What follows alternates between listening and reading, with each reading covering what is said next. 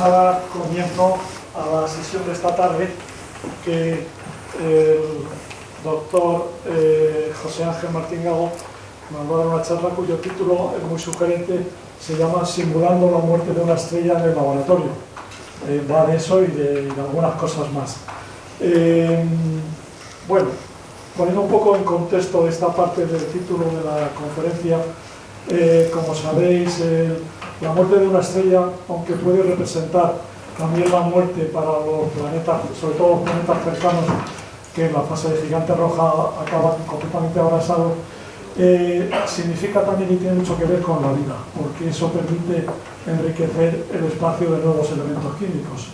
Como sabéis, una estrella, por ejemplo, como la del Sol, tiene una vida más o menos estable, durante la cual está consumiendo el combustible principal de la estrella, que es el hidrógeno, y en las reacciones nucleares de fusión está produciendo helio. Tanto el hidrógeno como el helio son los elementos fundamentales del universo, pero en la fase final de la estrella, que ocurrirá más o menos temprano en función de su masa, por ejemplo el Sol iba ya luciendo casi 5.000 millones de años y le queda cuerda para otros tantos, pero en la fase final de la estrella, cuando ya se le acaba ese combustible fundamental, que es el hidrógeno, la estrella tiene que comprimirse para, por el peso de la estrella, dado que su equilibrio hidrostático entre la presión de radiación que empuja los gases hacia afuera y el propio peso de la estrella que lo empuja hacia adentro, lo mantiene estable durante toda su vida, pero en esa fase final se acaba el combustible, la estrella se contrae, se comprime, se calienta y tiene lugar nuevas reacciones nucleares en las cuales se producen ya otros elementos. En una estrella como el Sol pues, se pueden producir carbono, nitrógeno, oxígeno. En otras estrellas más masivas sigue produciendo otros elementos sin pasar más allá del hierro. En esta fase final la estrella se hincha y esa parte de la corteza externa de la estrella expande esos nuevos elementos químicos al espacio interestelar. En una estrella de más de 10 veces la masa del Sol, ese colapso gravitatorio es más catastrófico y se produce una enorme explosión, que es lo que conocemos por el fenómeno de novas o supernovas, y al mismo tiempo que se producen elementos químicos más allá del hierro. En esa explosión de la supernova o de la nova, esa sustancia de la estrella externa se expande hasta decenas o cientos de años luz. Con lo cual el universo se va enriqueciendo nuevos elementos químicos. Esos nuevos elementos químicos, con el paso de millones de años, vuelven a formar una nube planetaria en la cual surge una nueva estrella y surgen planetas como puede ser por ejemplo la Tierra, que ya posee todos estos elementos químicos y moléculas del tipo pues, como pueden ser los silicatos, como pueden ser el óxido de hierro, pero también moléculas más complejas, las moléculas orgánicas, y si las condiciones ambientales lo permiten, surge una molécula mucho más compleja como es el ADN. Una molécula que constituye la vida porque es capaz de replicarse. De modo que literalmente, lo habréis oído muchas veces, pues somos polvo de estrellas, ¿no? Y ya en la fase final de esa estrella, cuando se empieza a expandirse, ya empiezan a formarse nuevas moléculas complejas en unas condiciones que son difíciles de simular, porque en el espacio sobre todo lo que más abunda es más que nada el vacío. Todo está enormemente vacío, pero en esas condiciones se pueden formar con el paso del tiempo sobre este polvo cósmico en relación con los gases circundantes moléculas. Bien, pues un poco de eso va la charla que nos va a explicar hoy el doctor Martín Gago, porque en este asunto lo que es fundamental es una tecnología del alto vacío. Y eso es en lo que está trabajando él, en un proyecto, por ejemplo, pues que precisamente la máquina que se ha construido aquí, o que está en fase de terminación en la Universidad Autónoma, se llama precisamente Stardust, polvo estelar, ¿no?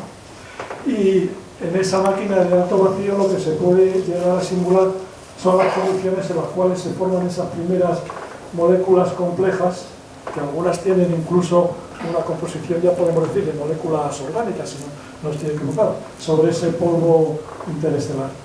Al mismo tiempo, esta tecnología de alto vacío también sirve para simular otras cosas, por ejemplo, la atmósfera de Marte, por lo tanto, calibrar aparatos o simular condiciones de las cuales se van a tener que enfrentar los posibles astronautas que viajen allí.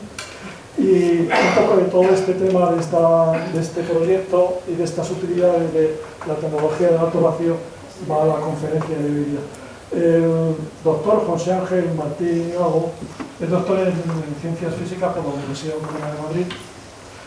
Actualmente es el responsable de la unidad de simulación de ambientes planetarios y microscopía del Centro de Astrobiología del CSIC. No, eso fue la ocupación que tuviste anteriormente. Sí. Actualmente es investigador científico en el Instituto de Ciencia de Materiales de Madrid.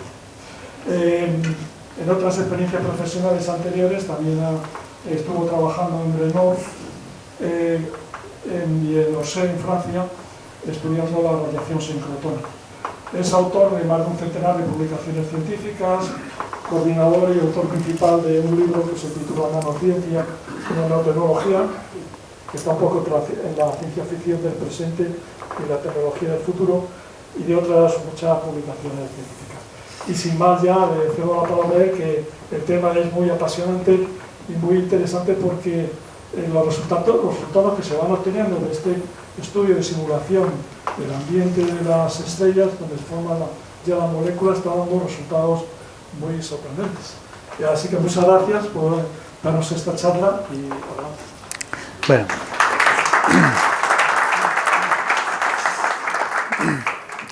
Muchas gracias por la presentación y quería deciros antes de empezar que no os cortéis e interrumpáis cuando queráis.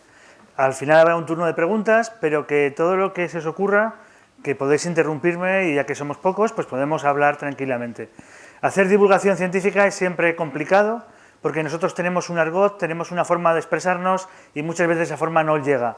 Obviamente la gente no tiene por qué tener esos conocimientos y muchas veces esas palabras es como una separación, ¿no? Y hay que vencerla. Hay que vencer esa separación entre las formas, entre el léxico que puede ser más complejo, más técnico en nuestro mundo y ser capaces pues, de entender los conceptos, porque eso sí que somos todos capaces de hacerlo, entender los conceptos de lo que vamos a hablar. Bueno, en ese sentido pues me gustaría también agradecer a esta Universidad Popular el esfuerzo que hace por traer investigadores, por llevar esta cultura científica a vosotros, por traerosla aquí y ofrecerosla. Eso es verdaderamente importante. O sea que gracias a todos por organizar esto, por vuestro esfuerzo. Y por mi parte decir que estoy disponible para cualquier cosa que necesitéis. Aquí tenéis mi dirección de correo electrónico y cualquier cosa pues, a vuestra disposición, que para eso nos pagan, precisamente, no para perdernos en nuestros mundos tan complejos a veces. Bueno, pues como bien se ha dicho en la introducción, voy a hablaros de simular la muerte de una estrella en el laboratorio, que es un título muy sugerente. En realidad voy a intentar ser lo más simple posible, porque además muchas cosas que yo mismo no las conozco, ¿eh? Aquí también hay que reconocer lo que sabe cada uno.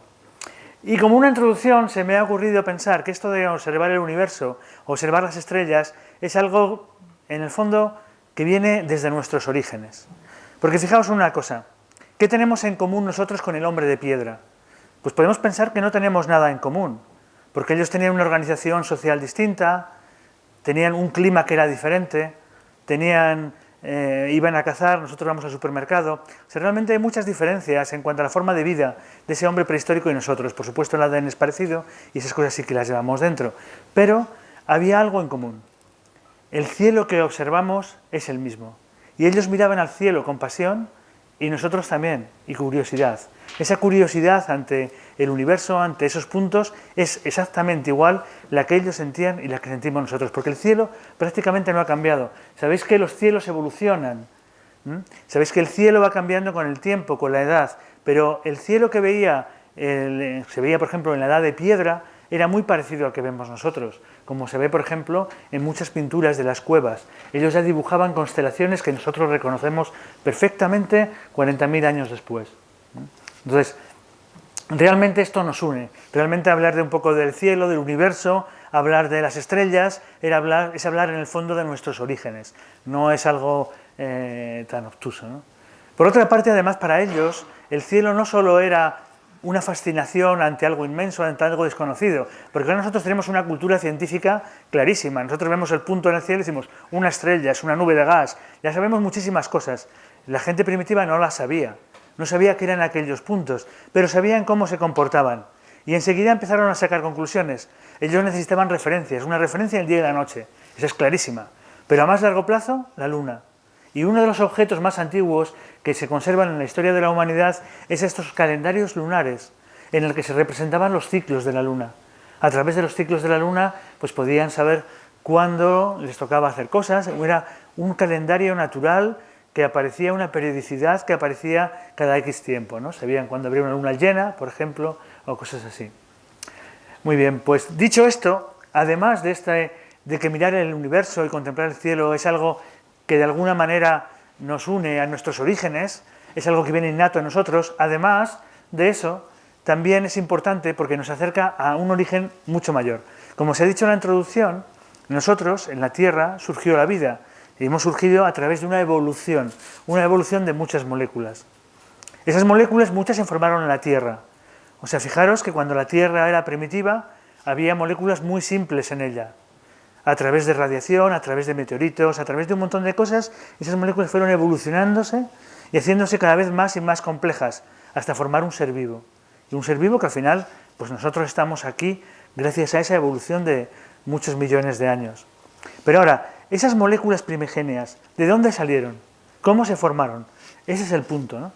Mucha gente piensa, en muchas teorías científicas que lo avalan, que muchas de ellas se formaron en el universo. En el universo había moléculas simples, como puede ser agua, metanol, amoníaco, en nubes de polvo allí arriba, que estaban recibiendo una gran cantidad de radiación, iban induciendo una química muy pequeñita en los granos de polvo. Esa química dio lugar a moléculas muy parecidas a las que tenemos en el ADN, y a través de cometas, meteoritos, que de esos la Tierra primitiva recibió un montón de impactos, llegaron a la Tierra. Eso es lo que se llama la panspermia. Mucha gente por panspermia entiende que la vida en la Tierra pudo ser extraterrestre, que pudo venir de otro planeta en forma de una espora, de meteoritos y demás. Pero sin embargo hay una cosa, bueno, eso es una teoría muy difícil de probar y seguramente con muy poca base, pero lo que sí que tiene base es que muchas de las moléculas necesarias para la vida se formaron en el universo, se formaron en las regiones cercanas a las estrellas. Allí había los elementos fundamentales, radiación y todos los ingredientes necesarios para procesar, como en una cocina, esas moléculas simples y transformarlas en otras más complejas que las necesitamos hoy día para entender cómo se ha podido formar el ADN, por ejemplo, o cosas más complejas en la Tierra. Entonces, bueno, este viaje de estas moléculas, este procesado que ocurre allí arriba en el espacio, esa complejidad química que se forma allí y que es tan importante para nosotros aquí, es uno de los objetivos del proyecto del que os voy a hablar, de lo que voy a hablaros. Por otra parte, estamos acostumbrados a ver fotos del espacio. Si uno ve una foto como esta, que son fotos de grandes telescopios muy potentes, algunos de ellos están situados fuera de la atmósfera para poder observar mucho mejor el cielo. O sea, sabéis que la atmósfera, cuando uno tiene un telescopio, la atmósfera está haciendo que uno observe peor el cielo. La información que tiene en el visible es mucho peor debido a la atenuación o a la dispersión de la luz por la atmósfera. Sin embargo, hoy existen varios telescopios que se han montado en satélites, con lo cual están orbitando fuera de la Tierra y no están afectados por todos esos problemas. Si uno mira una de estas fotos, como esta, uno puede pensar que el universo está lleno de objetos. Yo no conozco muchos, pero la gente podría pensar y reconocer aquí galaxias espirales, estrellas, otras galaxias en formación, una estrella que está naciendo aquí, una nebulosa allá. Uno puede pensar que el universo está lleno. Y sin embargo, nada más lejos de la realidad. El universo lo que está es vacío. Las distancias de uno de estos puntos al siguiente son enormes, enormes. Toda la masa se agrupa en estas estrellas, en agujeros negros, en cuásars, en pulsars, en galaxias, y de una a otra lo que hay es nada, nada. O sea, sería eso, estamos hechos de nada, pero incluso nosotros mismos, ¿no? Porque en el fondo Es un poco escalofriante pensar que si uno mira a nuestro interior, nuestros átomos, es toda la masa en un sitio, electrones que son cargas que dan vuelta casi no tienen masa y la siguiente masa lejísimos unas de otra. Al final lo que hay es vacío. Incluso si uno echara la cuenta y distribuyera toda la masa que está aquí en estos puntitos, imagínate que la rompemos esos puntos y la distribuimos por todo el espacio y nos imaginamos que el espacio tuviera una masa homogénea, ¿cuántos átomos habría? Pues un átomo al siguiente habría 4 metros cúbicos. O sea, cada 4 metros cúbicos habría un átomo en todo el universo. Es decir, que la masa del universo es realmente poca. Está toda concentrada en estos puntos. Por tanto, el vacío, las tecnologías de vacío... Sí, dime. ¿Esa masa incluye también la materia oscura? Uf, no. Visible, sí. La materia oscura es verdaderamente un problema, es oscura y no está incluida en esta cuenta. Esta cuenta varía mucho de unos astrónomos, de unos a otros, y este número que he puesto aquí es muy aproximado porque, como digo, oscila mucho y más o menos tiene que ver con la masa crítica del universo. Y bueno, es un tema complejo el de saber cuál es la masa crítica. Pero bueno, lo importante es que al final, entre estos puntitos, lo que hay es nada. Y no hay nada quiere decir que es vacío y quiere decir que hoy día las tecnologías de vacío y los sistemas de vacío son un excelente entorno para simular todo lo que pasa en estas regiones.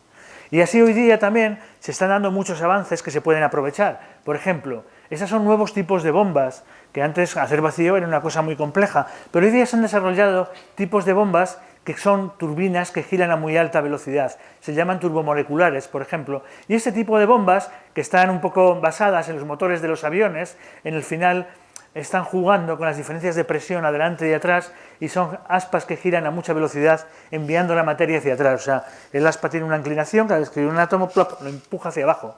Y al ir empujando hacia abajo vas vaciando de átomos y moléculas, porque la presión, cuando hablamos de vacío, lo que quiere decir es que, bueno, aquí hay gases que no vemos, es el nitrógeno esencialmente. Hacer vacío es quitar todos estos gases que están aquí y dejar nada, dejar el espacio contenido sin ningún átomo que esté en esa cavidad. Entonces esto se hace con este tipo de bombas, por ejemplo, que han ayudado a muchos. Fijaos que los motores de los aviones giran a unas 10.000 revoluciones por minuto y estas bombas que se han diseñado ahora giran entre 20.000 y 90.000 revoluciones por minuto. Y como os decía, la idea es que una molécula que golpea aquí, pues va a ir, mira, ahí tenés una, por ejemplo, va cayendo, bajando, porque la van empujando de una aspa a otra, y al final se quita de la parte de arriba. Esto va conectado a la cámara donde está de vacío. Pues así se consiguen presiones verdaderamente bajas con este tipo de cosas. Pero además en vacío hay dos cosas. Por una parte tienes que vaciar, pero lo que estás vaciando no tiene que tener fugas, no tiene que entrar nada. Porque si no, no haces nada, ¿no? Tienes que vaciar y tienes que conseguir que tu recipiente sea estanco. Y para eso también se han desarrollado unas tecnologías en las que hay cierres muy especiales, bastante costosos, a través de tornillos con juntas de cobre, para evitar que efectivamente no entre nada dentro de esos equipos. Así, con estos dos tipos de tecnologías, la de vaciado y la de cierre, la de estanqueidad, conseguimos presiones hoy día que son del orden de 10 a la menos 10 milibares. Un bar es la presión atmosférica, el número de moléculas, o sea, la presión es el número de moléculas que hay. El número de moléculas que hay aquí ahora entre nosotros es un bar. Pues nosotros conseguimos 1.000 millones de veces menos, es decir, muy poquitas moléculas realmente que podemos casi contarlas en un volumen, ¿no? Y esto, fijaos que es una tecnología que se ha extendido mucho y que es muy importante en muchísimos campos.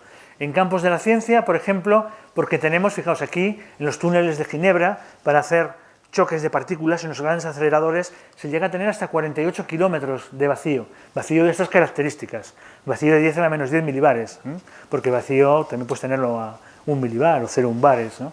Pero vacíos tan profundos o tan bajos son difíciles de obtener, son reservados a algunos sitios porque son caros.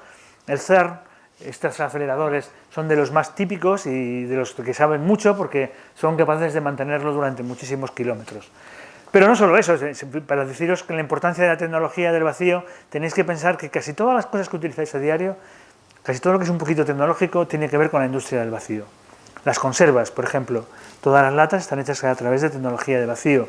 Hasta las bombillas de Navidad están recubiertas con vacío, los faros de los coches, las gafas y, por supuesto, cualquier aparato electrónico, todos los chips están hechos utilizando máquinas y tecnología de vacío. Es decir, el vacío es algo tecnológicamente muy importante, y que además, igual que esta gente lo utiliza para hacer aceleradores, nosotros vamos a buscar una aplicación distinta, que es la de conseguir reproducir entornos espaciales. Porque, como os he dicho, el espacio está vacío y nosotros sabemos hacer vacío y jugar con las cosas que hay allí. Muy bien, seguimos con algunos conceptos. Por ejemplo, hablando de este vacío. Bueno, esta es la nebulosa de Orión. Este es uno de los objetos más grandes que existe en el universo. La unidad que se utiliza son los años luz, es decir, lo que recorre un fotón, la luz, viajando durante un año. Eso sí, el que haga la cuenta, sabiendo la velocidad de la luz, que son 300.000 metros por segundo, pues veréis que estas distancias son verdaderamente enormes. Entonces, un año luz es algo enorme. Para que os hagáis a la idea, desde el Sol a la estrella más cercana hay unos 4 años luz. O sea, que si aquí dibujo dónde estaría Alfa Centauri, que es la estrella más cercana, aquí pongo al Sol, pues aquí estaría Alfa Centauri. Y fijaros, este objeto es muchísimo mayor, es enorme el tamaño de este objeto, esta nebulosa. Bueno, para que os hagáis a la idea, en esta escala que tenemos aquí, la Tierra, el sistema planetario, no la Tierra, desde el Sol al extremo, el diámetro de todo el sistema solar, sería algo, vamos, he puesto eso por poner algo, porque no puedo ponerlo, sería un infinitésimo, o sea, no podría dibujarlo, realmente. O sea, sería imperceptible, no se podría percibir en esta escala de tamaño. Es decir, que estos objetos son enormes, los objetos más grandes que existen son este tipo de nebulosas. Pero esto, que es lo más bonito y lo que ha motivado toda la investigación que vamos a contar ahora, todas estas nubes de polvo tan enormes, estas nubes de gases, si uno mira de qué están hechas, en el fondo no son más que átomos y moléculas.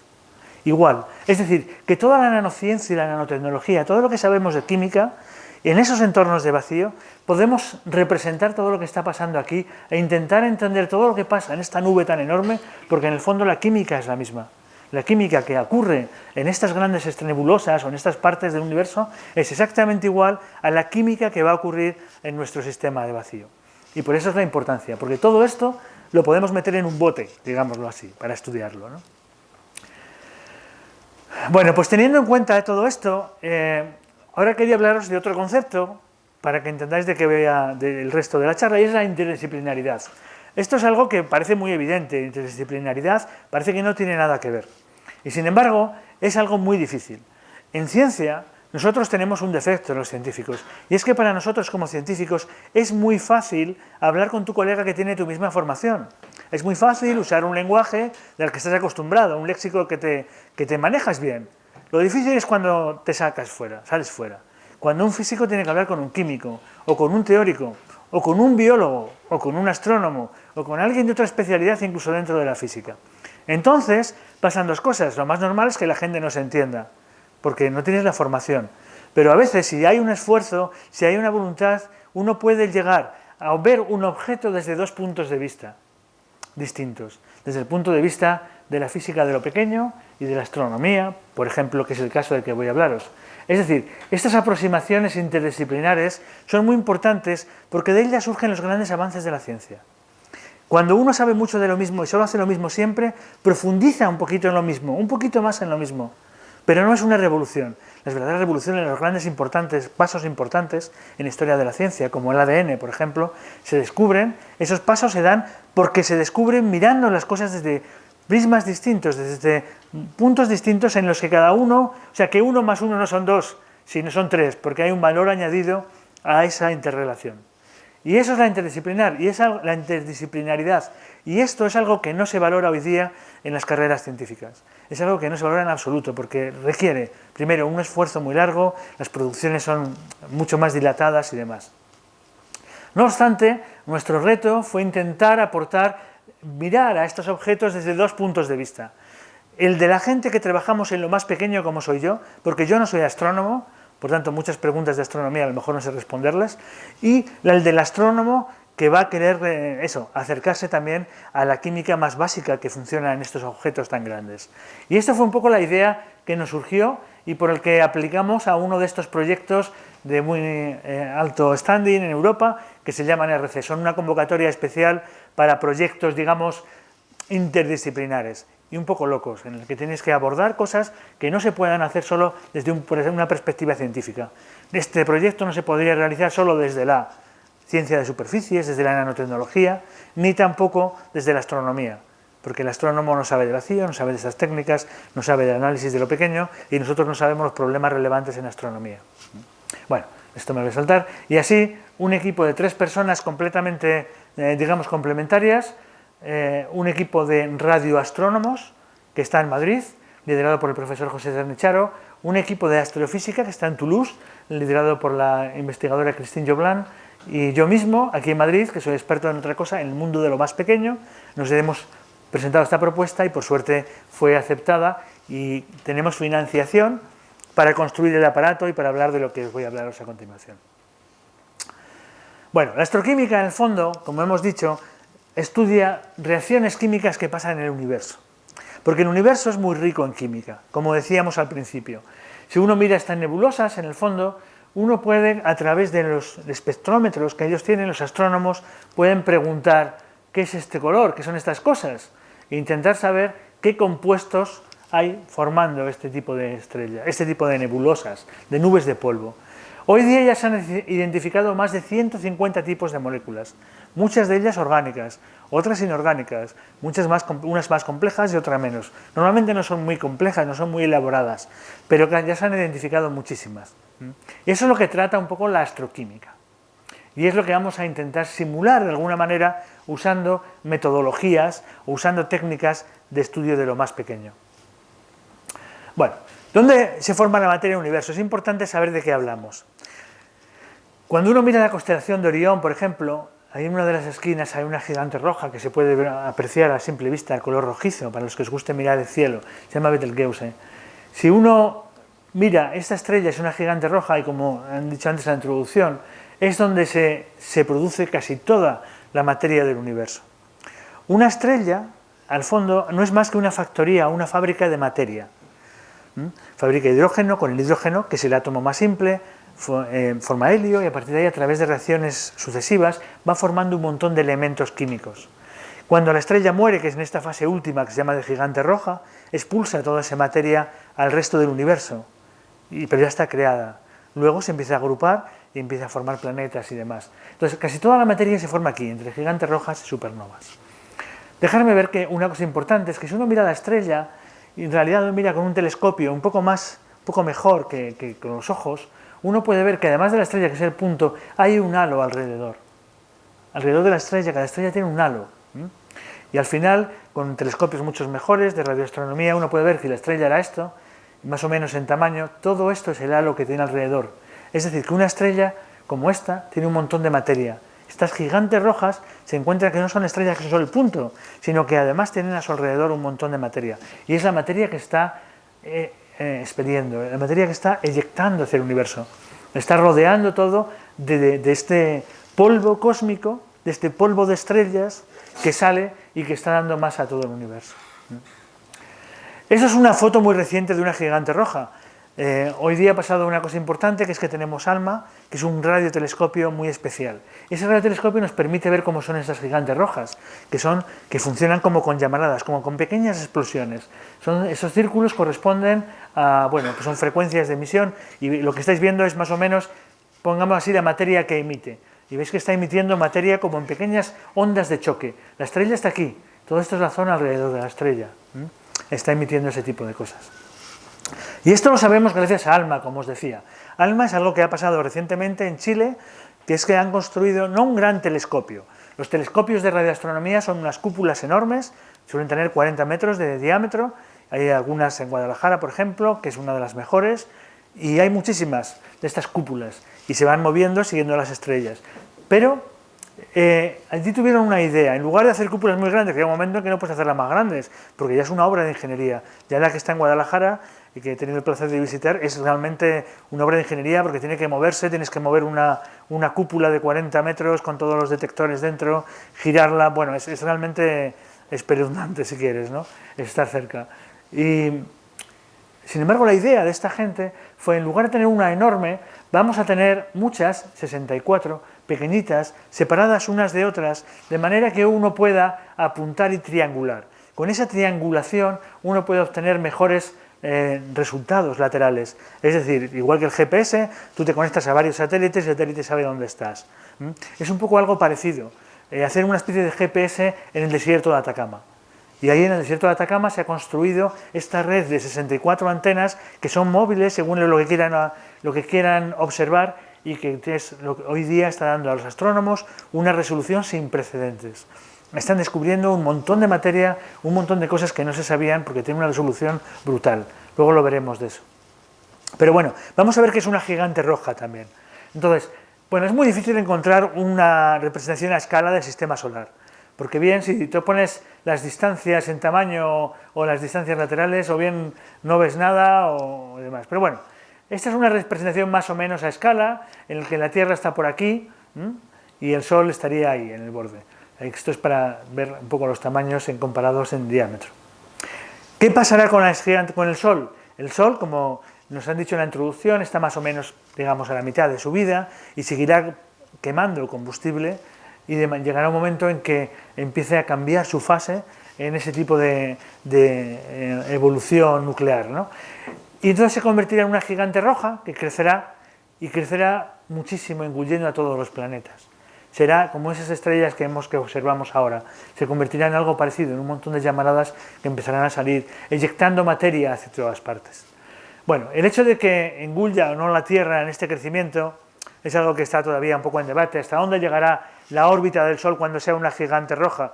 Bueno, en mi opinión es irrelevante que se coma la Tierra o no, sobre todo para nosotros ya dentro de 45.000 billones de años yo creo que no nos importará mucho, pero bueno, quiere decir que crecerá y lo importante saber es que el sistema solar será un poco invadido por el propio Sol lo volverá a comer de alguna manera, ¿no? Pero fijaos eso, porque lo que os decía antes, esto también es otra imagen de ALMA, en el que veis aquí una estrella, y veis, todos estos son la emisión de materia alrededor de la estrella, y estos son 50 veces el radio de la estrella, ¿no? Entonces toda la zona alrededor de la estrella queda completamente anegada, normalmente cuando hay una gigante roja. Y es que el universo tiene un ciclo. Lo importante saber es que todo evoluciona, todo cambia, y la muerte nace de la vida. Entonces, igual que nuestros átomos son los átomos que ha podido tener Tutankamón o una silla, lo que sea, ¿eh? Que están en constante movimiento y estamos reciclando los átomos, que también la materia del universo pasa exactamente lo mismo. Empezamos donde queráis en este ciclo, podemos empezar en la estrella que pierde su masa, como hemos estado hablando, estás expulsando toda la masa y al final lo que tienes es una nube de polvo, una nube difusa. Esa nube difusa con el tiempo, porque eso sí, al universo el tiempo le sobra, a nosotros no, pero el universo va sobrado. Entonces con el tiempo empieza a hacerse más densa, más densa, más densa, y al final forma un disco de acreción donde empiezan a formarse protoestrellas y protoplanetas que empiezan a evolucionar. Y al final esto evoluciona hasta un sistema estelar con una estrella central. Esta estrella, cuando acaba de fundir todo el combustible, empieza a crecer y forma otra vez una gigante roja. Bueno, puede explotar como una supernova también, pero bueno, sería un poco lo mismo. Aquí puedes o bien echar la masa en gigante roja, una gigante roja que simplemente dulcemente muere, expulsando todo, o bien llega un momento en que luego se vuelve a contraer y explota.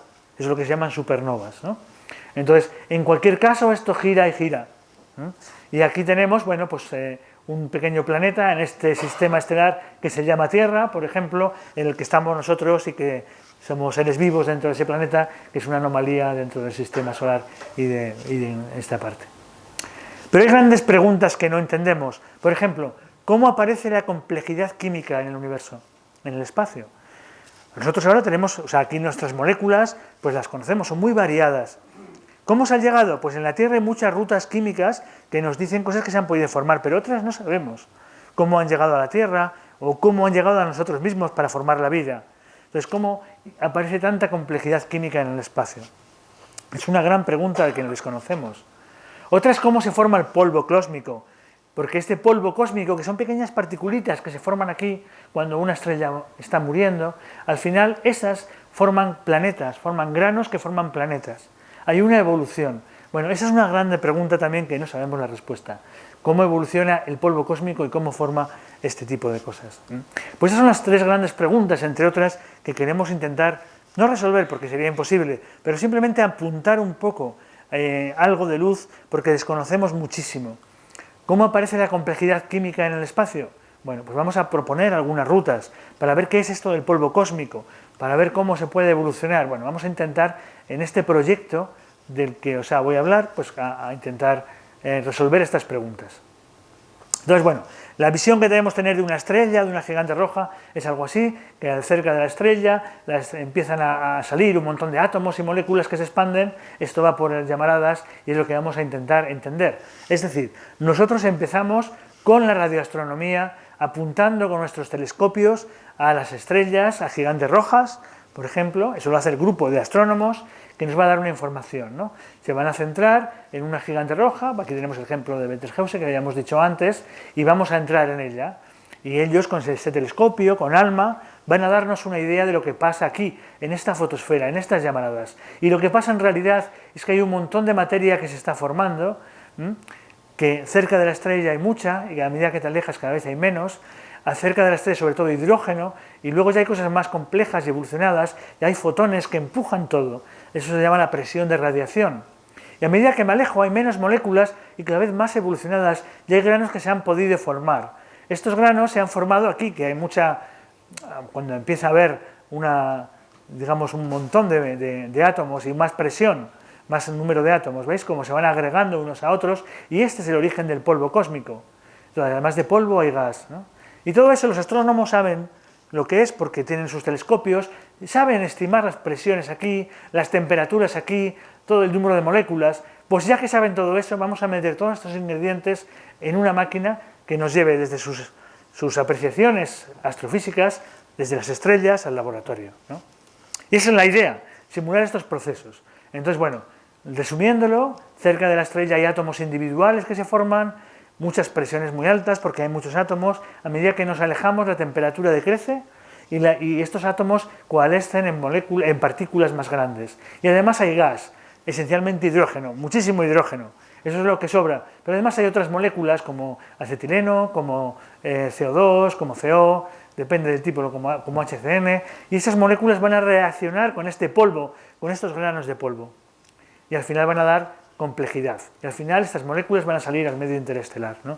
Entonces este es el camino que hace una de estas partículas y lo que vamos a intentar reproducir en el laboratorio. Vamos a intentar reproducir cómo se va desde estos átomos individuales a esta complejidad del polvo cósmico para intentar entender cómo está hecho, cómo es, qué propiedades tiene, qué podemos aprender de él. Y por eso hemos hecho esta máquina en la que, bueno, pues partículas, átomos viajan a través de vacío dándole las características físicas de ese viaje que tienen que hacer, de presión, de temperatura, dándole un poco esas características en este viaje para intentar simularlo, que es desde que se forman hasta que se escapan, ¿no? Bueno, pues entonces lo que nos hemos propuesto es, con toda esta información que nos dan los astrónomos y partiendo del punto de vista y de partida suyo, vamos a intentar meter todo esto en una máquina de vacío.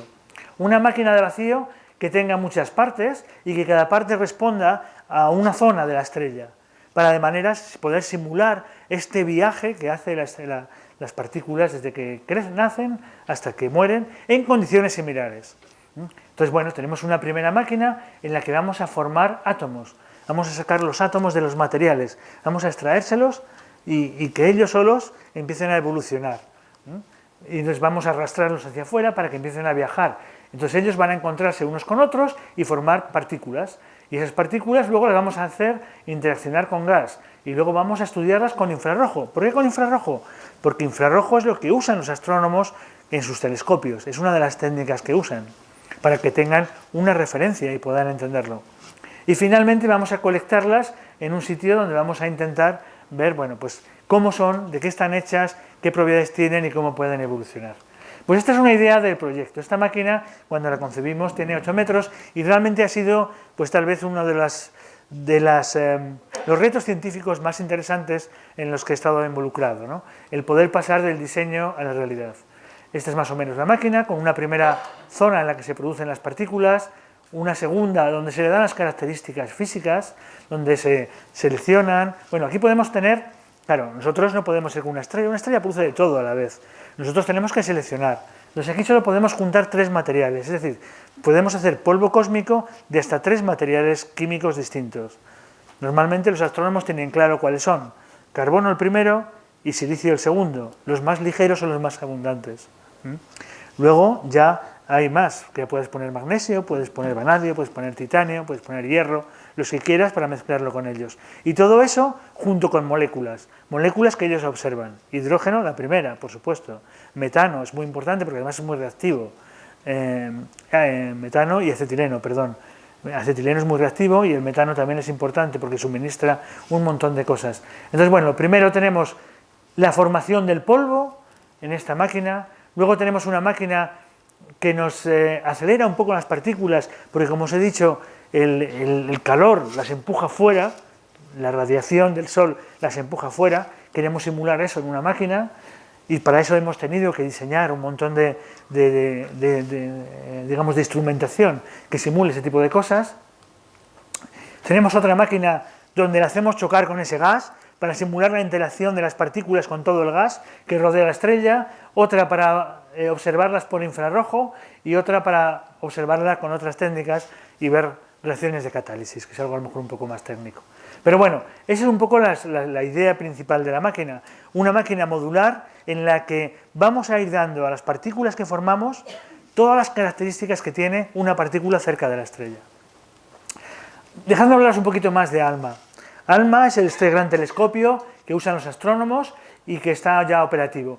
En este panorama que os he dibujado aquí, de distancias, en esta zona, bueno, fijaos más o menos que una partícula o un átomo, desde que empieza a agruparse hasta que se escapa, tarda unos 50 años en ese viaje. Es lo que han estimado los astrónomos.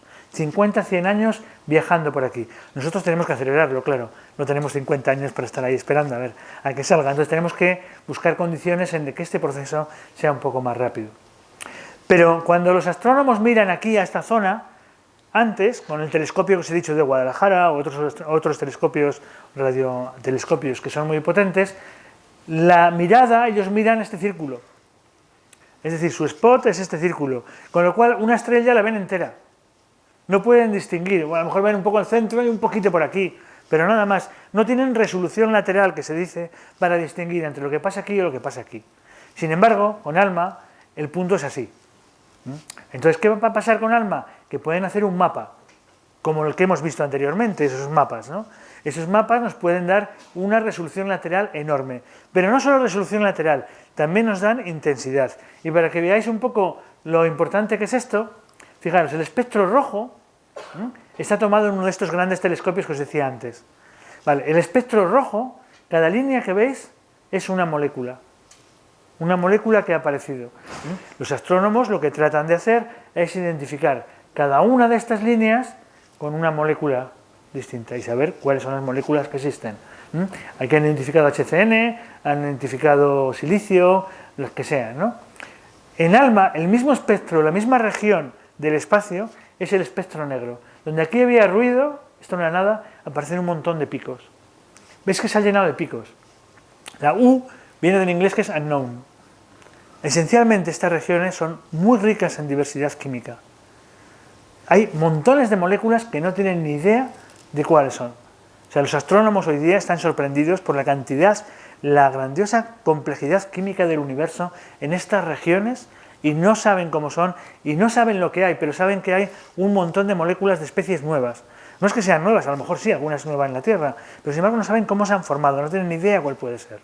Entonces, bueno, nosotros podemos ayudarles simulando todos estos procesos a entender qué moléculas, qué polvo, qué tipo de agrupaciones, de clústeres hay en estas regiones del universo. A través de combinar pues, estas observaciones con este tipo de experimentos, con otras cosas que hagamos en Toulouse y a través de ahí entender un poco más todas estas regiones, ¿no? Esto lo simboliza muy bien este cómic, que luego hablaré de él, es un cómic que han hecho la Comunidad Europea, en el que nuestra máquina, que es aquí dibujada, pues usando datos que vienen de estos telescopios, de los satélites, es capaz de hacernos comprender mejor todo lo que hay en estas regiones vivas, a pesar de que sea la muerte de una estrella, es justamente la vida del universo. Están formando moléculas esa vida, esa muerte de la estrella, ¿no?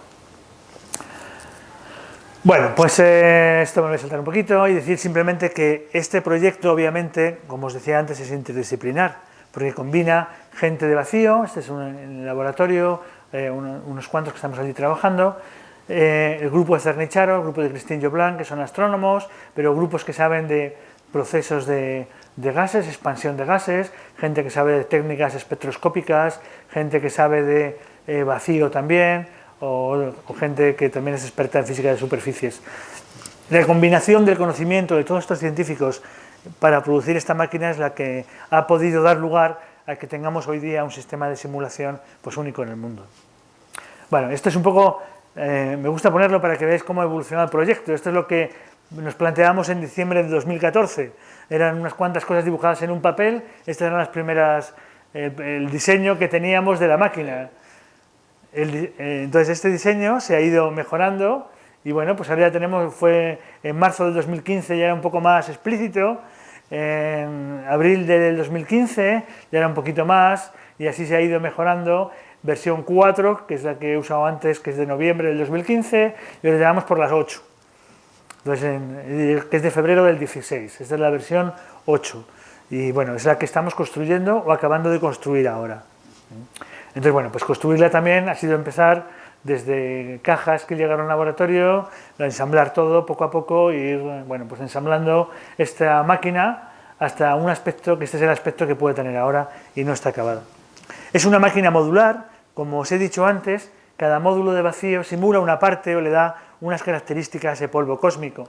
Entonces está hecha por una aglomeración de distintas máquinas. Entonces, nos falta una de las más importantes, que la estamos todavía construyendo. No obstante, tenemos que empezar a funcionar y lo que hemos hecho es una versión corta. La versión original, la versión que estamos planteando, tiene unos 8 metros, esta versión tiene unos 5 metros de vacío. Entonces estamos trabajando ahora con la versión corta de la máquina para empezar a funcionar mientras montamos en otra esquina la parte que nos falta, el módulo que nos falta. Sí. Buena pregunta. Entonces, hay dos tipos de cosas. Las piezas que son de instrumentación se compran, por ejemplo, el XPS, que son técnicas de análisis. Esas técnicas se compran normalmente en Alemania.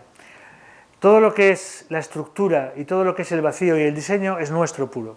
Lo que pasa es que muchas veces aquí no tenemos capacidad para fabricar estas cámaras de vacío. Entonces lo que hacemos es, hacemos los planos y los enviamos a empresas alemanas que son más rápidas y baratas que las que tenemos en España. Entonces, Alemania, Suiza, Francia, Inglaterra, nuestros principales proveedores son esos 4. Una curiosidad, el diámetro del... ¿No has dicho la longitud? Sí. El diámetro del tubo, por ejemplo, el diámetro más pequeño, o sea, todas las partículas se generan aquí, bueno, en la zona que se generan es una cosa así, y salen por un agujero de unos pocos milímetros. Ese agujero está aquí, por aquí, ¿vale? Y aunque el tubo es más grande porque lo necesitamos para bombear y demás, las partes más estrechas son como de 40 milímetros y las partes más anchas son de 400, una cosa así. Esto tendrá unos 400 milímetros y esto de lo más pequeño, que son los cuellos, pues debe tener unos 40. Que para acelerar los átomos, moléculas, ¿qué utilizáis? Claro, esa es la parte más difícil. Esa es la parte que más nos ha costado dentro del... O sea, digamos que para dar las características físicas que tienen estos átomos y moléculas y que se parezcan a las de la estrella, hay dos factores. Uno es la temperatura, que esto lo hacemos en esta máquina, y otro es la aceleración, que lo hacemos, bueno, en esta no se ve, en una que está ahí. La aceleración, ¿cómo se hace? ¿Cómo se simula la velocidad? Pues claro, la velocidad que tienen las partículas que están empujadas por todo el calor o la luz del sol es muy alta. Nosotros no llegamos a eso. Entonces, lo único que podemos hacer para acelerar una partícula es acelerarla con campos eléctricos. Entonces, lo que tenemos que hacer es ionizarla. Entonces, lo primero que hacemos es generar un ion, es decir, sacar un electrón mediante bombardeo electrónico o lo que sea, o muchas ya vienen ionizadas. Y una vez que están ionizadas, pues ponemos un campo eléctrico que las atrae. Entonces, las atraemos eléctricamente y las hacemos pasar. Entonces así las aceleramos pues bastante. Eso puede desvirtuar su capacidad de interaccionar. Eso puede, normalmente al contrario, lo que hace es que genera un parámetro nuevo. En la estrella los astrónomos dicen que hay muy pocos iones, que casi todos son moléculas neutras.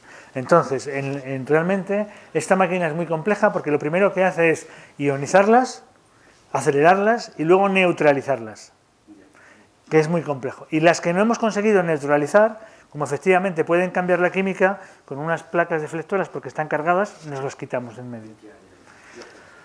Entonces son todo, como veis, son conceptos simples pero complejos de llevar a cabo. Entonces esa máquina, esto se hace en un espacio así. Entonces la partícula entra cuando queremos, pero a lo mejor hay veces que los astrónomos no quieren que esté acelerada, no importa. Pero si quieres poner la velocidad como un parámetro, la velocidad que tienen debido al empuje, pues tenemos que, primero, pasarlas por un chorro de electrones con una energía tal que las ionice, acelerarlas.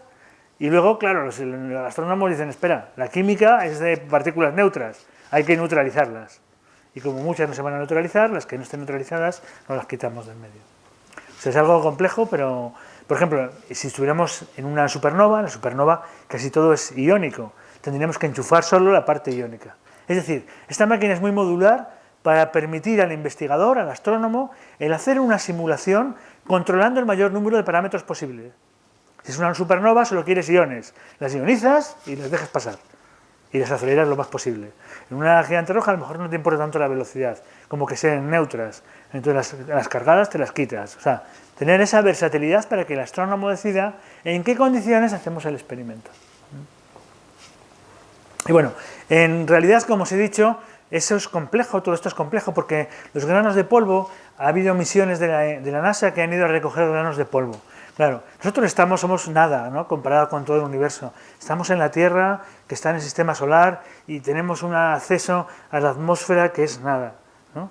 Ya hemos llegado a la Luna, que eso ha sido un gran logro, Marte, algunas de nuestras ondas, y hay algunas que se han ido incluso más lejos. Pero para ir y volver, eso es difícil.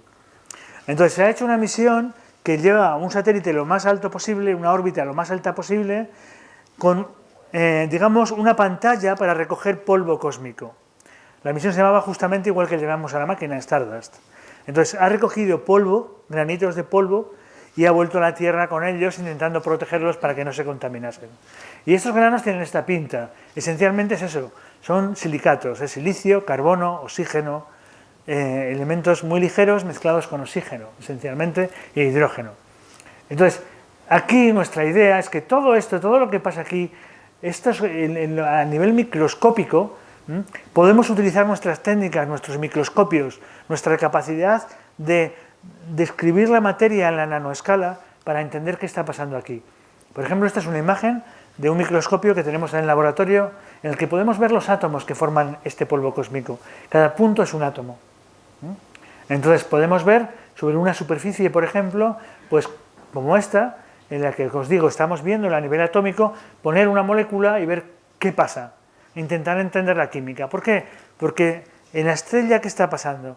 Tenemos granos, que es el polvo, y tenemos el gas, todas las moléculas que hay alrededor. Y de la interacción entre los dos salen cosas nuevas. Es lo que conocemos en la Tierra como catálisis. Toda la catálisis tiene que ver con ese tipo de procesos. Entonces vamos a ver también reacciones catalíticas nuevas que no se hayan considerado hasta ahora y que nosotros en nuestro laboratorio, en esta máquina, vamos a poder considerar. Bueno, estamos empezando, como os he dicho, la máquina está operativa, bueno, lo que lleva de año, en una versión corta y reducida. Hemos hecho los primeros test durante un tiempo y bueno, todavía seguimos fabricando y mejorando problemas que nos hemos ido encontrando, porque los diseños originales siempre dan problemas. Entonces, bueno, hemos hecho las primeras pruebas de, digamos, granos de polvo o particulitas en el fondo creadas en las mismas condiciones de hierro solo, de silicio y de cobre. Cobre ha sido lo que usamos de test. Cobre, digamos, para los astrónomos no tiene mucho interés porque aunque también lo producen las estrellas es minoritario comparado con el resto. Solo cuando está mezclado con los demás le interesa más. Pero tenemos que aprender a manejar la máquina porque es una máquina, como os he dicho, única. No hay algo parecido, entonces tenemos que ver que las partículas que las produces salen por allí, que eso no ha sido tan fácil, porque parece muy simple, pero cuando te das cuenta dices, joder, tienes que alinear cada módulo de estos de vacío, le pesa fácil sus 300 kilos, pues tienes que alinearlos uno respecto a otro por esos agujeros para que las partículas pasen y lleguen al final y las detectes, y las colectes y las midas y demás, ¿no? Y puedes hacer cosas con ellas. Entonces, bueno, ese tipo de puesta a punto lleva mucho tiempo y nos ha llevado todo este año y estamos ahora empezando a producir las primeras partículas. Por ejemplo, esto es una cosa que hemos visto muy bonita y que cosas que nos hemos encontrado. Estas semillas de polvo metálico, en este caso, que podría ser similar al de las estrellas, le hemos puesto una superficie de grafito para que no interaccionen, para intentar verlas ellas solas, y veis, cada puntito es una particulita. Entonces veis que somos capaces de hacer partículas todas más o menos del mismo tamaño. El tamaño de estos es de unos 10 nanómetros, que para que os deis cuenta, a lo mejor nanómetros son 100 átomos en línea. Estas partículas de unos 100 átomos de diámetro, o sea, son relativamente pequeñas. Estas semillas de polvo, las primeras que estamos obteniendo, pues hemos visto que de alguna manera se agrupan entre ellas y forman estructuras mayores. Tenemos ahora que entenderlo. O sea, estamos, como es una máquina única, una máquina que nadie había hecho algo parecido, pues estamos descubriendo cosas nuevas, facetas nuevas, que tenemos que ver cómo evolucionan y que no entendemos porque es muy reciente todo esto, ¿no? Aquí tenemos un detalle de esas partículas y demás. Más sorprendente es cuando usamos carbono solo. Trabajar con partículas de carbono que tienen cada vez muy interés, nos hemos encontrado cosas que realmente no entendemos. Una química nueva o distinta a la que estamos acostumbrados y que a lo mejor tiene que ver con eso, que en esa zona de las estrellas es una zona muy particular y se generan especies distintas. Esto también son imágenes de microscopía de altísima resolución. Hemos encontrado que cuando usas carbono, como en esta imagen, carbono solo, te encuentras, lo primero que más nos ha llamado la atención son estas cadenas.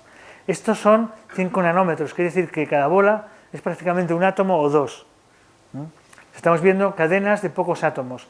Vemos esta especie de donuts que se repiten. Bueno, aquí solo hay una imagen, pero se repiten por todas partes. Y estos son como agrupaciones de átomos formando este tipo de estructuras. Otras que pueden parecer fullerenos, cosas nuevas, un montón de diversidad. Aquí vemos un detalle en estas cadenas que parece que forman zigzag. Y aquí veis cómo son cadenas que forman distintos átomos, así como en zigzag. Esto creemos que son moléculas de 3 átomos, de 3, de 2, de 4. Estamos ahora con gente teórica que nos van a hacer modelos para ver si entendemos qué estamos formando y cuál es la química que ha podido llegar a eso e intentar buscar un símil con lo que pasa en las estrellas. Esto es lo que estamos ahora justo, estas imágenes son de hace unos meses, intentar entender esto, qué hay aquí. Además hemos hecho una prueba que es coger una muestra de las nuestras, meterla en una pequeña maleta de vacío que hemos enchufado en mi coche para llevarlo a un microscopio de altísima resolución que hay en Zaragoza. Entonces, bueno, el mechero del coche ha estado alimentando esta bolsa, esta pequeña bombona de vacío con la muestra ahí de polvo cósmico. Nos hemos ido a Zaragoza a una instalación. Zaragoza tiene un equipo enorme es una instalación singular española, ¿no? Tiene microscopios de altísima resolución y allí hemos utilizado, y esto es de hace unas semanas, esto ha sido 2 semanas, que es una foto de una pantalla, o sea, lo que veis aquí es un pantallazo, es una foto a la pantalla del ordenador que me envió la gente que lo estaba haciendo. ¿Veis este zigzag? Son unos bastoncillos de carbono que se han formado con hidrógeno. Pensamos que son cadenas de carbono con hidrógeno a los lados. Sorprendente, nadie nos hubiéramos imaginado que se formaran este tipo de cadenas. Bueno, pues son cosas que estamos empezando a trabajar, a descubrir, es un mundo nuevo que estamos empezando a vislumbrar debido a que tenemos una máquina que simula en todo lo posible todos los datos que existen de observacionales de cómo es la fotosfera de las estrellas, de esa factoría de diversidad química. Y lo que estamos intentando es, pues eso, descubrir cómo funcionan. Entonces, antes de acabar, me gustaría hablar de otra segunda parte. Os he estado hablando de las estrellas y el vacío para simular este ambiente. Y hemos visto cómo esta diversidad química se puede hacer así. Pero vamos a quedarnos un poquito más cerca, porque el vacío no solo simula espacialmente las estrellas, sino también cosas mucho más cercanas. Por ejemplo, el sistema solar. Entre la Tierra y Marte hay presiones que sí que son parecidas a las que hacemos en estas máquinas. La presión que hay, a la que yo llego, por ejemplo, son 10 a la menos 10 milibar, y es parecida a los 10 a la menos 12 o menos 14 que puede haber en el espacio interplanetario. Entonces también, de nuevo, nuestras máquinas sirven para simular procesos que pasan más cerca de nosotros, mucho más cerca. La atmósfera, por ejemplo, las capas altas de la atmósfera, donde está la Estación Espacial Internacional, las presiones oscilan, bueno, pues 10 a la menos 6, 10 a la menos 4, menos 7, de ese orden, milibares, que también son fáciles para nosotros. Y aquí hay un montón de procesos muy interesantes, ¿no? En Marte la presión es 7 milibares, no es nitrógeno, es CO2, pero es una presión que nosotros podemos también conseguir de manera fácil y podemos llenar porque sabemos manejarnos de gases. Es decir, todas estas atmósferas, las capas altas de la atmósfera, cosas que pasan entre planetas o la atmósfera marciana, entre otras, podemos simularla en nuestras máquinas de vacío. Y esto es muy importante, porque ahí sí que hay misiones espaciales que pueden aprender mucho de nosotros. Las misiones espaciales tienen limitaciones muy grandes. Por ejemplo, tardan mucho tiempo. Desde que se empieza a pensar hasta que se hace, pues pueden ser más de 10 años. Y muchas veces te encuentras que la instrumentación que se envía al espacio está ya obsoleta, porque la diseñaste hace 10 años, ¿no? Cuestan mucho dinero, muy difícil de saber. Ahora iremos al tema del dinero. Pero además dan una información limitada. Por ejemplo, ves una foto, una piedra. Hombre, quiero saber más de esta piedra, no la forma que tiene, ¿no? Quiero saber de qué está hecho y demás, ¿no? Si no tengo el sensor correspondiente, no me voy a enterar. Es decir, las misiones espaciales son importantes, pero son limitadas. Y hay que aprovecharlas al máximo. Entonces, hacer una simulación te sirve para planificar mejor los experimentos, para testear los instrumentos, porque no es lo mismo cómo funciona un sensor aquí que cómo va a funcionar en Marte. Aquí las temperaturas son distintas, la composición de la atmósfera es distinta, la presión es distinta. Pues a lo mejor en Marte funciona de una manera que no tiene nada que ver. Tengo que calibrarlo en condiciones marcianas, por ejemplo, ¿no? O para comprender los datos porque ha simulado el proceso. Entonces, sí que tiene mucho interés para toda la gente que trabaja en exploración planetaria el disponer de máquinas de vacío donde simular esa misión. Sí. Pero respecto a una captación directa como la misión Stardust que has dicho, no hay comparativa, ¿no? Porque tú estás simulando unas partículas, pero si las pillas directamente, ves realmente cuáles son. Bueno, en la otra parte, efectivamente, con Stardust, no creas, pero tú ves cuáles están aquí, pero no ves cómo se han formado. Las partículas que tú estás pillando en Stardust, en la misión Stardust, son partículas que han evolucionado muchísimo, ya es un grano microscópico, ya tiene micras, más de micras. Entonces, esas partículas, ¿cómo se han llegado a formar? ¿Cuál es el origen? Y cuando son pequeñas, todos sabemos que en el mundo nanométrico hay propiedades diferentes. El punto es, ¿qué propiedades diferentes tenían cuando se empezaron a formar y cómo eso ha contribuido a la química? Obviamente, para describirlas están Stardust o los propios meteoritos. Pero esto nos habla de cómo se forma eso, cómo podemos llegar a formar ese tipo de polvo y cómo ha podido interaccionar con todo el gas. Aquí no hay eso, en esta parte no hay ese tipo de polvo, ¿no? Pero bueno, déjame el dinero, ¿a cuánto cuesta? Uno puede pensar que esto cuesta una infinidad, sobre todo cuando habla de misiones espaciales. Por ejemplo, ¿cuánto cuesta el Curiosity? Curiosity, que todos hemos oído hablar de él, que está ahora corriendo por la superficie de Marte y dándonos unas fotos preciosas. Pues es difícil de estimar porque, como digo, hay muchísima gente involucrada, hay gente que está pagado por organismos que no lo cuentan aquí, es complejo. Pero se estima que unos 2.500 millones de dólares. Parece una salvajada, pero sin embargo, si uno lo mira en el contexto global, no es nada. Ese es el presupuesto anual de la NASA, y esto es lo que cuesta el Curiosity. Esto es el rescate bancario español, y esto es lo que cuesta el Curiosity.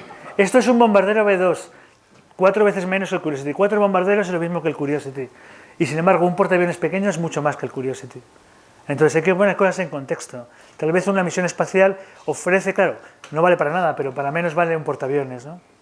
Es decir, que lo que tenemos que darnos cuenta es que la ciencia, en el fondo, nos habla de un montón de cosas, nos enseña sobre nuestros orígenes, nos enseña muchísimo y nos permite progresar mucho más porque estas misiones espaciales se aprende mucho y realmente, aunque parezca una burrada, no es tanto comparado con otras cosas que las aceptamos tan ricamente, ¿no? Y mucha gente no acepta que se invierta en ciencia. Bueno, voy a contaros 2 máquinas de vacío que tenemos. Antiguamente estaba en el Centro de Astrobiología y allí hicimos 2 máquinas de vacío. Una para simular Marte y ahí cogimos sensores que están hoy día en el Curiosity. El Curiosity, como os he dicho antes, tiene que los sensores que lleva una estación meteorológica. Hay que testarla en condiciones reales. Hay que testarla usando una atmósfera como la marciana, temperaturas como las marcianas, presiones, radiación como la marciana, y todo esto lo hemos hecho en esta máquina en la que reproducimos las condiciones marcianas. Por ejemplo, eso es un dato real del Curiosity, de las temperaturas medidas con los 2 sensores que tiene, que fueron calibrados en una máquina como esta. Y ves que bueno, las temperaturas oscilan de, bueno, no tengo las gafas, pero de 0 a menos 60 grados centígrados, ¿no? Y los 2 miden más o menos lo mismo, ¿no? Los 2 sensores. Están situados en el mástil. Pero algo también muy interesante es polvo. En Marte hay mucho polvo. Y ahora hablamos de otro tipo de polvo, no es el polvo que hablábamos antes. Antes eran las semillas, los gérmenes del polvo, ¿no? Cómo se forman los primeros granitos de polvo. En Marte, lo que se ha encontrado que sorprendió muchísimo cuando las primeras sondas, como el Spirit, vieron cómo había los que llaman los demonios, ¿no? Lo veis aquí uno de ellos que corre por la superficie marciana. Hubieran pensado los meteorólogos marcianos que como la presión es tan baja no se podían formar estos remolinos que corriesen por la superficie, y sin embargo así era. Y este es otro que se ha captado desde uno de los satélites que orbitan en Marte con gran precisión. Es algo muy normal, es decir, en Marte si hay algo es polvo, y el polvo cuando hay una tormenta puede llegar a cubrir casi todo el planeta. Este polvo naranja, porque está formado de óxidos de hierro, es el más habitual allí. Y el polvo es uno de los principales problemas en las misiones espaciales, porque todas las ondas que hay en Marte, el Curiosity, capta la luz y la energía de paneles solares. Esos paneles solares se cubren de polvo, entonces el cacharro se para. Se para no porque deje de funcionar, se para porque no puede captar energía porque tiene una capa de polvo enorme encima. Entonces limpiar ese polvo es un problema, limpiarlo, ¿cómo lo haces? Parabrisas, lo sacudes, le das la vuelta, haces así, pues todo eso se está barajando, cómo hacerlo. Bueno, pero hay que saber testarlo de nuevo y cómo funciona. Entonces en nuestra máquina hemos hecho un artilugio especial para introducir análogos de este polvo marciano dentro de un sistema de vacío, para que llueva polvo. Eso también tiene su complejidad, porque el polvo cae distinto según la presión, que depende en este caso de la masa del planeta, según la gravedad. Con lo cual, bueno, hemos tenido que hacer muchas cuentas para eso. Pero fijaos qué cosa más curiosa. Hay unos sensores que son sensores de ultravioleta. El Curiosity lleva unos sensores de ultravioleta, es decir, quiere saber qué radiación hay. Eso es importante si se planea alguna vez llegar a Marte, para saber qué radiación vas a recibir. Esos sensores que hay también se van a cubrir de polvo y van a dejar de funcionar, de polvo marciano. Entonces se le ocurrió a la gente una idea muy original. Tú tienes el sensor, que es este puntito que hay aquí, pues lo que voy a hacer es ponerle un anillo magnético al lado, un imán circular. ¿Por qué?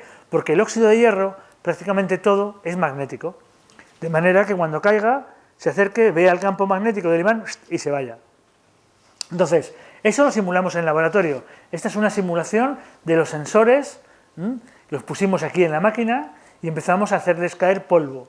Y lo que veíamos efectivamente es que se formaban anillos alrededor y que de alguna manera preservaba la superficie de los diodos, de los sensores, para que no se cubriesen de polvo. Entonces, con esta arducia, pues fíjate, uno podía alargar la vida útil de estos sensores para que midiesen correctamente durante más tiempo. Y esta es una foto real del Curiosity que se ha tomado a sí mismo, es un selfie. El Curiosity lleva una cámara y entonces esto va en el cuerpo del robot, y entonces lo que ha hecho es que ha apuntado para abajo y ha hecho una foto. Y fijaos cómo se parece la foto que ha tomado con la nuestra. Bueno, la nuestra es en blanco y negro, pero veis el polvo, cómo rodea los anillos y cómo han ido funcionando muy bien esta estrategia tan tonta de poner unos imanes alrededor de los anillos, ¿no? Entonces, bueno, esto es para que veáis cómo cosas que se hacen en vacío pueden ayudar muchísimo a simular, y soluciones muy simples, cosas muy complejas, como puede ser la formación de complejidad química o otro tipo de polvo. Bueno, para los interesados, hay una página en REMS, que es Rover Environmental Monitoring Station. Es una estación meteorológica que hay en el Curiosity y que podéis tener acceso por internet. Entonces aquí tenéis la página, es un poco larga, pero si buscáis REMS lo encontráis. Y encontráis un poco cuál es la dirección, y podéis ver ahora mismo el tiempo que hay en Marte. Además está en español, o sea que podéis ver la temperatura, la presión, un montón de parámetros de esta estación meteorológica que está en Marte. Bueno, estos son un poco los sensores que hicimos esta cosa de los anillos en la máquina, o los sensores de temperatura. Muy bien, pues esto es un poco para concluir. Esta es una foto de Marte tomada por estos robots, y bueno, pues lo que quiero decir es que entender cómo se ha formado un planeta como este, cómo un planeta como este pudo tener o puede llegar a tener vida, e entender estas grandes preguntas que tenemos en la humanidad, si podremos llegar o no, es algo muy importante para nosotros. Es entender nuestros orígenes, es entender nuestro futuro, y para acceder a esta información necesitamos una verdadera ciencia interdisciplinar. Combinar campos, embarcarnos en estas aventuras, y para todo ello, todas las tecnologías de vacío pues son herramientas muy útiles para entender cómo es el espacio, el universo, nuestros orígenes y nuestro futuro, ¿no? Bueno, recomendaros unos libros. Estos dos, como os he dicho antes, son míos. Es una novela de ciencia ficción que no viene al caso, a propósito del futuro de la humanidad, y estos dos son libros, uno de lo más pequeño y otro hablando un poco de la evolución, el universo, la vida y los humanos. y esta página de cómics que ha financiado la Comunidad Europea. La Comunidad Europea, para hacer divulgación científica, que cuesta mucho hacer divulgación, ha encargado a un grupo de dibujantes que hagan un cómics sobre los proyectos que ellos consideran los más interesantes. Y uno de ellos ha sido el nuestro. Entonces han hecho un cómics de 4 proyectos de toda Europa y uno de ellos es este, lo llaman Estrella. Y Estrella es la historia de unos investigadores que tenían que ir y meterse en Star Wars. Es completamente ciencia ficción. Tienen que meterse en la máquina para recorrer y conseguir una información y demás. Sale por entregas online. Entonces, bueno, si queréis divertiros con eso y nada más. Muchas gracias por vuestra atención.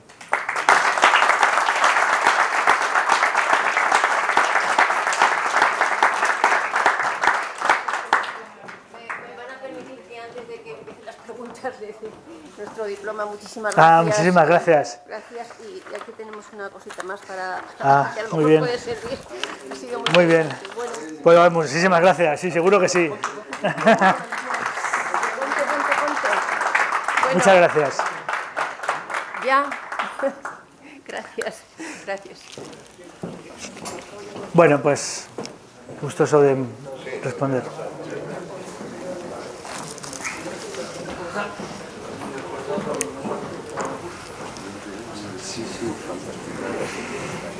Hola. Hola. Bueno, yo soy absolutamente inculta en todo lo que has estado explicando, pero bueno, voy a preguntarte 2 cositas muy básicas. Primero, ¿de qué materiales está hecho el simulador? Y segundo, cuando se produce esa aceleración de partículas, ¿las partículas no chocan contra las paredes y pueden lesionarlo? Entonces, o incluso podrían atravesarlo y salirse. Eso no, Sí. no que me preocupe excesivamente, pero... No, son curiosidades muy interesantes porque es lo más importante. O sea, todos somos incultos en un montón de cosas y enhorabuena por preguntar y por acercarte a este tipo de preguntas. Son muy interesantes todas. La máquina está hecha, y tenía una aquí al final, la quité hoy, me cago en la leche. A ver, si encuentro una foto de la máquina, no muy atrás. Bueno, esto me vale. Vale. Nosotros aquí podemos poner distintos tipos de material. Entonces, los materiales que nosotros vamos a poner para simular el polvo son, como he dicho antes, esencialmente materiales ligeros. La máquina en sí está hecha de acero. ¿Por qué de acero? Por la última pregunta que has dicho. Cuando tú haces vacío, lo que quieres es que dentro no entre nada. Muchos materiales son permeables a los átomos más ligeros, aunque no nos demos cuenta. Por ejemplo, los plásticos dejan pasar a lo mejor hidrógeno, o agua, o algún oxígeno. Entonces, tú no quieres que se escape nada, ni que entre nada, ni que salga nada. Con lo cual, hay unos tipos de acero que son aceros muy densos y que no son permeables ni siquiera al hidrógeno. Entonces, la construcción de todas estas máquinas es prácticamente siempre de acero, un tipo especial. Entonces, todo el interior es acero. Las partículas se aceleran, pero las velocidades a las que las aceleramos no son tan importantes. Aunque puedan ser, su valor, no me lo sé, pero son kilovoltios de aceleración. En su valor de velocidad de metros por segundo ahora no lo tengo en la cabeza, pero pueden ser 1000 o 2000 metros por segundo. Esos, que parece una velocidad enorme, no es tanto como para realmente, digamos, intercalarse o salir a través de las paredes, que podría pasar si no fuera acero. Entonces nosotros las focalizamos, de manera que nunca lleguen a tocar, muchas van a las paredes, por supuesto, pero lo que hacen es que se depositan en ellas. Entonces nuestra máquina de acero, con el tiempo, va adquiriendo una costra de todo el material que estamos poniendo que se queda pegado alrededor. Pero nosotros solo recogemos los que han pasado volando sin tocar las paredes. Los demás tocan y se quedan pegados. Y los que no se quedan pegados son los que vuelan y llegan y las colectamos sin que hayan tocado las paredes. Hola, buenas tardes. En primer lugar, felicitarte por la conferencia. La verdad Gracias. es que decirlo de forma tan sencilla, una cosa tan compleja, es complicado. Gracias. Pero el tema de la financiación, yo quería preguntarte, ¿qué piensas, qué hizo más por la financiación de esta investigación? ¿La propuesta de Kennedy de llegar a la Luna o la financiación privada? Buen punto. Normalmente, yo diría que la financiación de la investigación básica ha sido motivada un poco por esta propuesta de llegar a la Luna, en el sentido de decir, hubo un momento en el que se dio cuenta la gente también en las guerras incluso, si quieres, si vamos a hacer un poco de filosofía de todo esto, ¿no? Que las guerras se ganaban con ciencia, con armamento, con nuevos materiales, con nuevas ideas, y eso venía de la ciencia. La ciencia y la tecnología evolucionaban rápido y eso está en algunas sociedades. ¿Por qué Inglaterra y Alemania y Estados Unidos invierten más también? A lo mejor porque en algún momento le han visto una utilidad, aunque sea para algo tan triste como la guerra. En ese sentido, la investigación básica en estos países no hay que justificarla, porque se justifica sola. Ellos saben que hay que hacer investigación básica. La empresa privada, sin embargo, mira el rendimiento. Y hubo un tiempo en el que la empresa privada también apostaba por los desarrollos científicos. Por ejemplo, IBM, que es una empresa de ordenadores, tiene muchos premios Nobel. Y tiene premios Nobel porque en un momento le interesaba estar ahí, estar justamente en la ola, para poder luego coger todo ese conocimiento y que fuera suyo de alguna manera, tener patentes únicas, ¿no? Con el tiempo, las empresas privadas han ido alejándose de esa cresta de la ola. Entonces, están un poquito un paso por atrás. El caso del grafeno. En el caso del grafeno, en cuanto salió el grafeno, todas las empresas privadas entraron y pusieron dinero en investigación. Pero en el momento en que han visto que a lo mejor el grafeno no es el material y que todavía no está maduro para una serie de aplicaciones y que hay que esperar, se han retrotraído. No ponen dinero. Al final, la empresa privada, sobre todo hoy día, busca una rentabilidad mucho mayor, en un corto plazo. No piensa como se pensaba antes, porque digo que IBM y Texas Instruments y muchas otras lo han hecho durante muchísimo tiempo, una inversión, digamos, a fondo perdido, no, porque estaban allí ellos mirando a ver si hay alguna rentabilidad o una posible rentabilidad. Pero hoy día no pasa eso. De hecho, ya siguiendo con esto, la investigación nuestra en España nunca puede ser financiada algo así. Hemos tenido que irnos a la Comunidad Europea y a una convocatoria muy especial, que solo hay una, que es una para ideas un poco peregrinas, un poco diferentes, un poco locas. Hemos tenido la suerte, es muy competitiva, ¿eh? O sea que nos presentamos en total, hemos sido unos 1.500 y han dado 20 proyectos. Entonces en toda Europa, pero bueno, es difícil, pero al menos hay una. En España no hay ninguna. Hola. Respecto... Sí. Respecto a las moléculas esas que has puesto del alma de unknown, de desconocidas, vosotros no entráis en eso. Quiero decir, si encontráis dentro de una partícula como la combinación de átomos que has puesto, ¿eso da lugar a una molécula o no? Sí. Sí, entraremos, nos gustaría... ¿Cómo se estudia esa molécula? ¿Cómo se caracteriza? Claro, imagínate, voy a intentar hacer un poco de lo que puede pasar en nuestro grupo a partir de ahora, con estos datos que son, te digo, de hace una semana. Nos hemos quedado sorprendidos porque hemos visto estos bastoncillos moleculares. Esto es una molécula, nos imaginamos lo que es, todavía tenemos que saber lo que es, ¿vale? Pero nos imaginamos que es una molécula lineal de CH2 de átomos de carbono, un alcano. ¿Vale? Entonces, esta molécula, con estos 20 átomos, primero vamos a modelizarla, vamos a ver dónde se ha formado, a intentar entenderla, a saber cómo es su estructura. Y luego le diríamos a los astrónomos, busca un alcano de 30 40 átomos. Ellos cogen los modelos y los meterán en sus programas y buscarán las frecuencias a las que salen. Y verán si el alcano entra en alguna de esas líneas unknown. ¿Sabes? A lo mejor simplemente es que no lo han buscado. Los fullerenos se descubrieron así un poco. El fullereno, la molécula esta que es como un balón de fútbol, esa se descubrieron en el espacio. En el espacio, mirando algunas nubes, veían que había bandas que no tenían ni idea de qué eran. Hasta que un tipo cogió una molécula así y empezó a calcularla y vio que coincidían las líneas donde tenían que estar. Y luego ya empezaron a buscarla en la Tierra y la encontraron en la Tierra. Pero primero se descubrió de manera teórica, fiteando los datos. Aquí tenemos una ventaja nosotros. Vamos a decirle al programa que tienen los astrónomos, mete esta molécula, a ver qué pasa, a ver dónde salen las líneas, a ver si coinciden con las que tú ves en ALMA. A lo mejor coinciden. O con estas que veíamos aquí de 2 o 3 átomos. Si llegamos a la conclusión que estas son moléculas de 2 o 3 átomos de carbono, vamos a ver estas moléculas, qué líneas tienen y a ver cómo se ajustan al experimento de ALMA. Por eso es un feedback, es una cosa mutua. Ellos calculan y nos dicen, ellos piensan que puede ser, nos dicen a nosotros vemos qué hay y les decimos a ellos, ¿no? Entonces, bueno.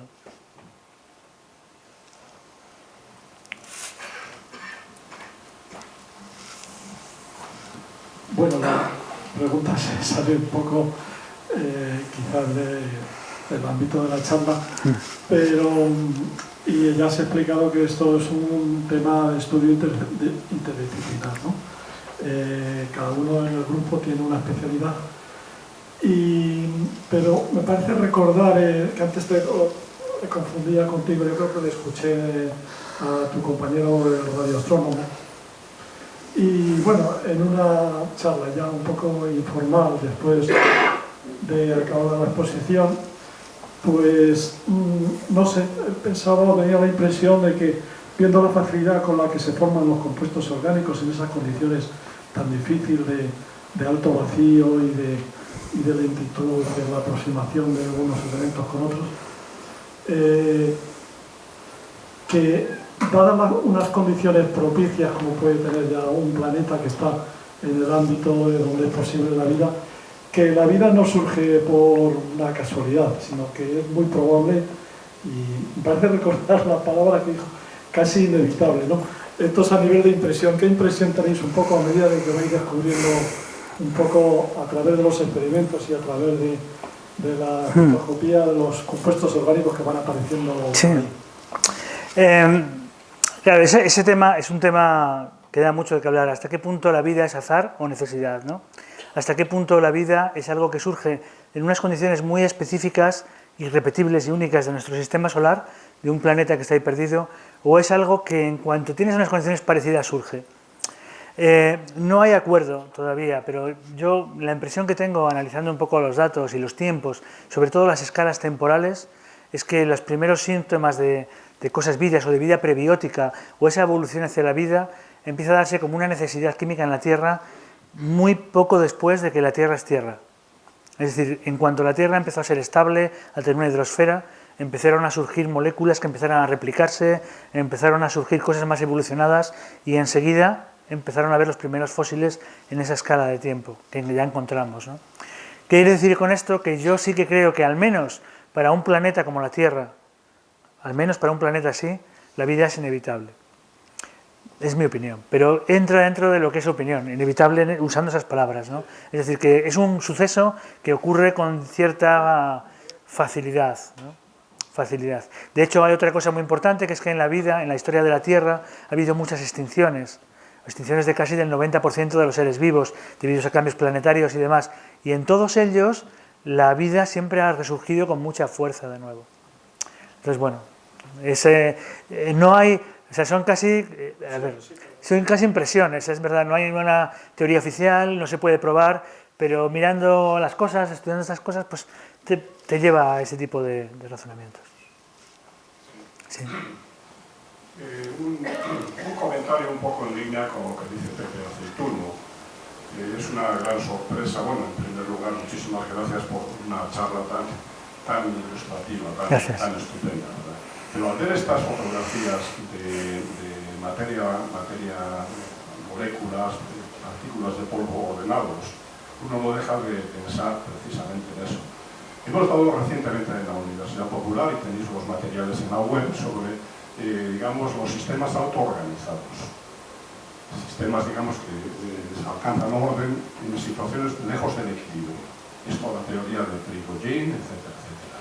Y claro, teniendo en cuenta que ya nos estáis mostrando materia ordenada de forma espontánea, sí, sí. No hay ningún modelo, no hay ningún molde, ni nada que lo haga sensación, digamos, de que hay condiciones fuera de equilibrio en las cuales los materiales se ordenan. Y yo personalmente he hecho un gran esfuerzo por no caer en la opinión general, que la vida es inevitable, pero parece que es inevitable, ¿verdad? Sí, bueno, me parece. Aquí, en esto, fíjate que todas las zonas que tenemos, donde podemos distinguir moléculas, las más pequeñas, ves que efectivamente tienen un orden, tienen un cierto orden. Ahora tendremos que encontrar cuál es ese orden. En esta está claro. Aquí fíjate cómo se interlazan unas con otras. Y eso son interacciones entre una molécula y la siguiente, se van colocando entre ellas. ¿Por qué? Porque al final lo que hay son leyes químicas y físicas que buscan el estado de mínima energía. Entonces los átomos y moléculas se colocan, se van colocando. Si tienes moléculas más complejas, como las que pueden dar a la vida, se van también a autocolocar. No hay nada divino en esto, es simplemente química. Sí, bueno, hay una diferencia sustancial, y es que las moléculas, digamos, no orgánicas, en las ordenaciones de tipo cristal, se forman cristales. Entonces, bueno, no hay nada de especial en la formación de cristales.